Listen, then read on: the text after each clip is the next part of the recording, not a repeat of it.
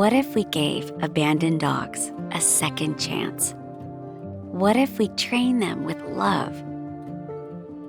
What if we train them for free?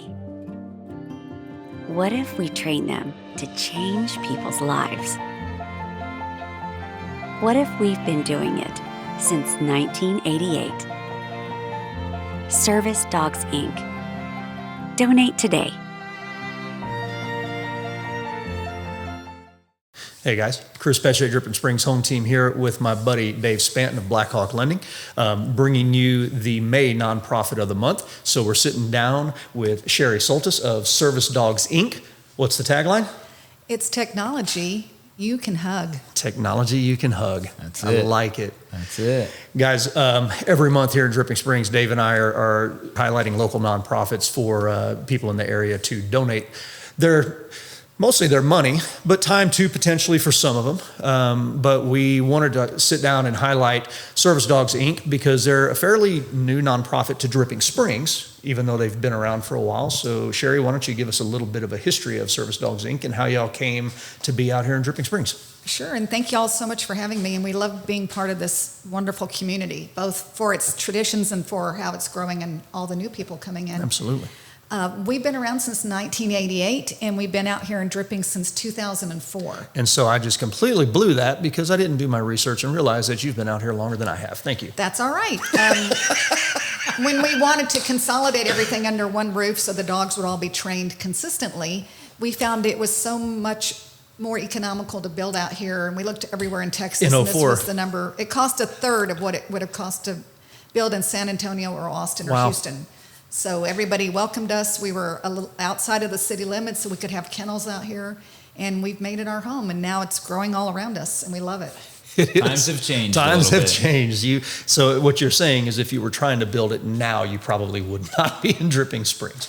I don't know. We'd see what the best option was, Yeah. but when we were here, there was one traffic light, and we were excited when there was a second one at Bell Springs, where we are, and now it's just really wonderful to see all the hard work everybody's done here and the natural beauty and how it's attracting people wanting a certain kind of lifestyle and also businesses as well.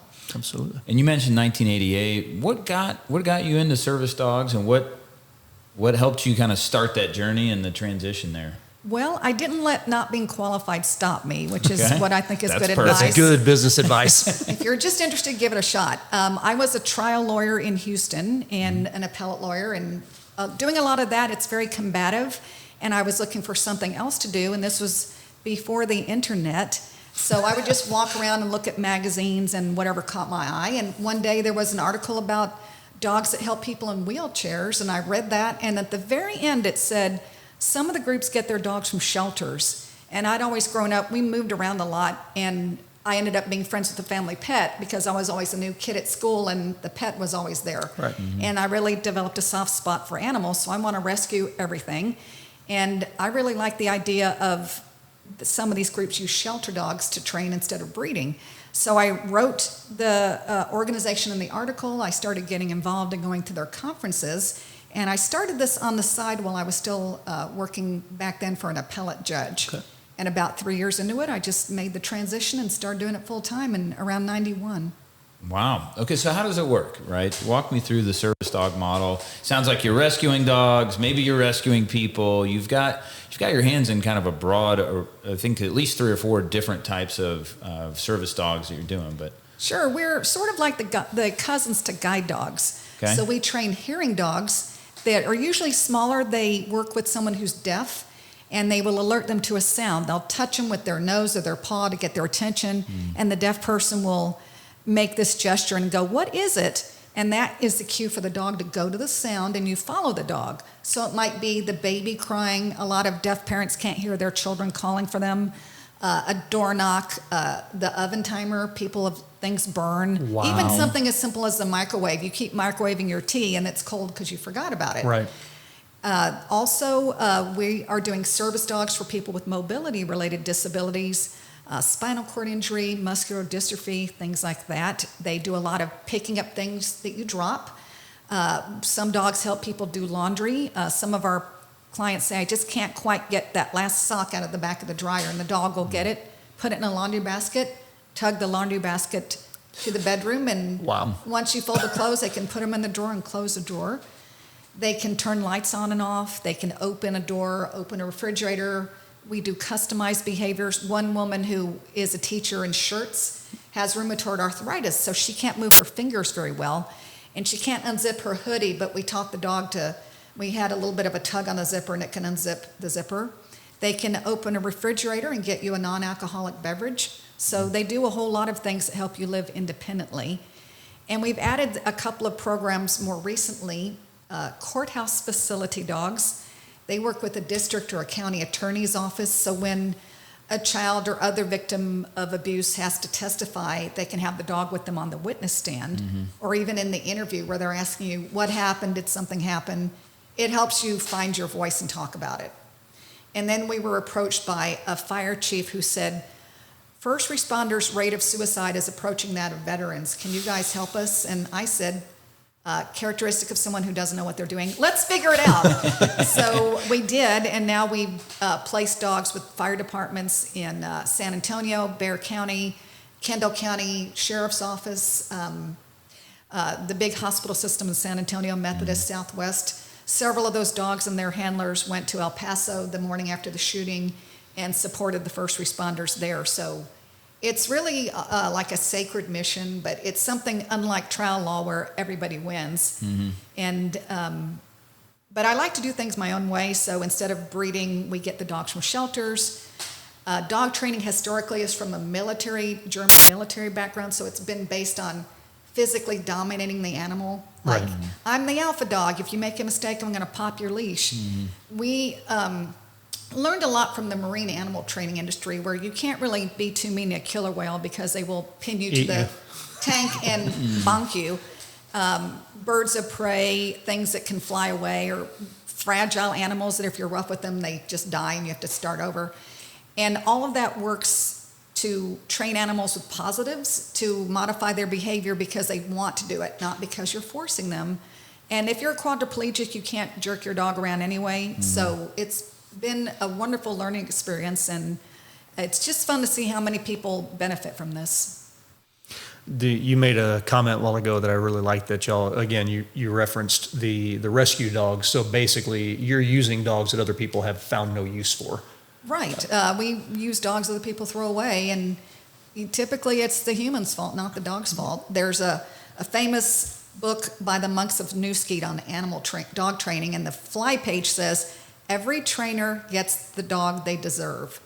Wow. So that means if your dog is acting a certain way, it's typically because you set that Trained it. situation up. But we blame the dog, and we say, if your dog's doing something wrong, get out a newspaper, roll it up, and hit yourself over the head and say, I will do a better job on my dog. So Like that. And y'all, and literally, you mentioned that y'all have visited recently the Wimberley dog shelter, and the paws out on 165. So again, y'all are literally going to shelters, and that's where you get some of your dogs from. we get all of our dogs from shelters. So we currently have dogs from New Braunfels Humane Society, WAGS, which is the Wimberley Rescue Group, PAWS, which is in Dripping Springs, and I believe Kyle. We've gotten them from the Humane Society in Fort Worth, Texas SPCA, which is Dallas. All over. We just adopted a dog 2 weeks ago that one of our board members' friends found running on the streets of Brownwood. And the two shelters there were full, so he picked up the dog, and they were fostering it here, and we took a look at it, and the trainer said, it's 50-50. Do you want to take a chance? And I said, do I? So the dog's now part of I should say our class, but it feels like a reality show, so it's part of our cast. Oh, okay. So that dog, this year our naming theme is plants and flowers, so that's Kona he's black, so after the coffee. And Right. yesterday I heard a trainer say, he can jump on a table without any effort at all. I said, Great. We'll work on that. Great. He's smart. He's athletic. He's thriving here.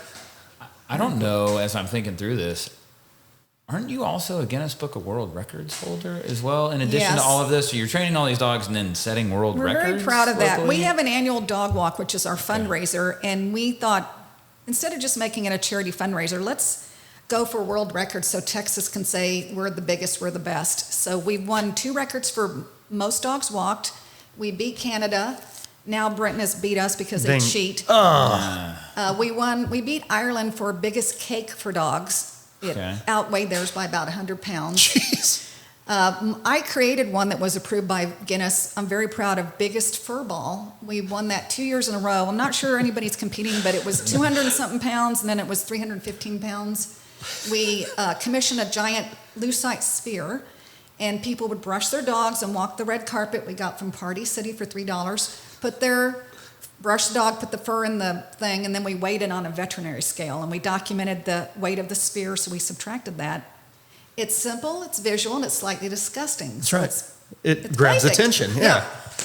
Yeah, so this year last year it was most dogs and people performing a magic trick at once. I was levitated thanks to okay. the dogs. All right, very cool. So we're world class. I feel like the interview is complete. Yeah, I was But, about to say, at that point, how are you going to top that? how long does it take to train these dogs, right? We're talking about the fun stuff and kind of making it bigger and better here locally, but this is a pretty serious training pipeline, and I think you've got a pretty big need you're trying to service as well, correct? Correct. We serve the whole state, and we do it completely free of charge, but we want the training to be fun also. So a training session, anytime your dog is awake and you're there, someone's training someone. Right. So you're training the dog. So a training session can be a few seconds, it can be 15 minutes, but the entirety of the training is typically a year, and that includes training the client how to work with the dog, because the clients are allowed to take the dogs in the public just like guide dogs. So I'm very proud, in 34 years, we've never had a complaint about a business about our dog's behavior in public. So no eating food off the floor, no barking, no being annoying in other biological ways in public. So and that includes air travel. Oh, wow. And you mentioned again that this is for the people that are getting the dogs. This is and this goes back to the nonprofit part of it. This is a free. They're not paying for the dogs, and sometimes these dogs are pretty expensive. Yeah, we put about 50,000 into training each dog and doing the maintenance for the lifetime of the dog, which is 10 or 15 years. We recertify annually. We're accredited by Assistance Dogs International, which is our global accrediting thing. I'm the vice president for the North American chapter and chair of the legislative committee because I missed a meeting. But we worked on updating the laws for flying with dogs and with the Department of Transportation and the airline industry. And traveling lately, I've seen more and more service dogs here. Well, hopefully they're well behaved versus the I've never flying noticed squirrels and the anything turkeys and the issue. drones. Right. Well, if Right. you didn't notice it, then they're doing their job. Exactly. I which mean, is you being notice them when they're invisible. coming through because it's a dog walking through an airport terminal, so it Catches your stands out. attention. Yeah, but that's the extent of what I've noticed. So. Well, a lot of those dogs, one of the changes made to those laws were that psychiatric service dogs are now considered service dogs. And those are used by a lot of veterans who have post-traumatic stress. I heard at a convention one time we should take out the word disorder because it's a perfectly logical way to react to the things that folks are exposed to. Right. But it's very nice that the reason this is going on is because people should have equal access to public facilities, even if they have a disability. And the dog is a piece of the thing that helps them get from point A to point B, like a wheelchair or a stick a blind person would use, mobility stick. Awesome. I was just going to ask, what are y'all, in terms of that length of time, how many dogs are y'all able to train a year, and where are y'all going long term with that? We can do around 15 dogs right now. I'd like to double that to 30. We are about to start a program with incarcerated veterans with Texas Department of Criminal Justice, where newly adopted shelter dogs will live at the facility with them, and they'll train them in the beginning behaviors, and then we'll finish them up. So we'll train the veterans how to train the dogs, and then that will also widen our job, our skill, people with those skills so they can join the job market too. So we're excited about that. We did it with Texas Juvenile Justice Department years ago, and it was very productive. Very cool. That's awesome. Where can people find you and donate? They can find us online at servicedogs.org, and we run entirely on donations and grants. And we also have a giant dog walk that we already talked about coming up in November at beautiful Camp Maybury. Okay. And people can register. It's the Doggiest Day in Austin, Chris and Dave. It's the taglines just are nonstop. That's right. That's And perfect. there's more wag, more swag. So. The linguistic ability of a trial attorney. That's it. I felt unprepared for this. I didn't until I walked in, and then I didn't have enough taglines to match. So Right. we're just going to use yours. I But think. it's nice to end on a really good story. If we have a moment, I can tell the story Absolutely. of one of our dogs helping somebody. We had a great client. He looked like Henry Fonda did in Young Abraham Lincoln, just tall and lanky. Pastor Ray McCoy from Lampasas. He had a weird condition a rare condition called Van Hubble syndrome. Van Hubble, I think Hubble's the telescope, but tumors on his spinal cord. And if he wow. positioned himself a certain way, it would press on the nerve and he would just pass out. And we trained a black lab for him named Excalibur that was a dog we got from the city shelter in Austin. And one day, to kind of deal with the chronic pain, Pastor McCoy was drawing a real hot bath. And he was still dressed, and he said, all of a sudden, the next thing I knew, I just felt this pain in my ankle. And he realized he had passed out into the tub filling with water, and Excalibur was trying to get him out by pulling on his ankle to get him out of the tub. So together they both twisted, and he got over the edge of the tub, and Excalibur went and got him a cell phone without him even asking. And he was able to call his wife, who helped him collect himself. But the even more interesting thing was that Excalibur was deathly afraid of water. When we would turn on the faucet, or they turn on the faucet at their house, he would go as far away as he could. And they thought it was maybe when in his former life somebody had tormented him by tying him up and spraying him with a hose. Mm-hmm. So it's really interesting that in this case, the dog not only creatively figured out a solution, because we didn't anticipate this, but he overcame his biggest fear to save his partner's life. And that's why it's such a sacred mission that, you're bringing. We saved the dog's life, the dog saved his life. He was, because this training is built on this foundation of respect, the dog, overcame his biggest fear when no one telling him, and saved someone's life. So it really is technology you can hug.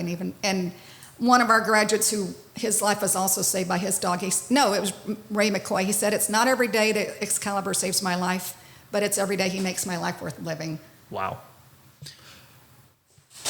I'll take it. If you want to be part of the Doggiest Day in Austin, go to servicedogs.org. You can sign up there. You can donate. Obviously, wonderful stories impacting our state, impacting our local economy and community, and more importantly, our citizens, and helping kids, veterans, basically everyone, and dogs, because you're saving dogs across the state. So servicedogs.org. Thank you, Sherry. My pleasure. Congratulations on being Nonprofit of the Month, and donate today.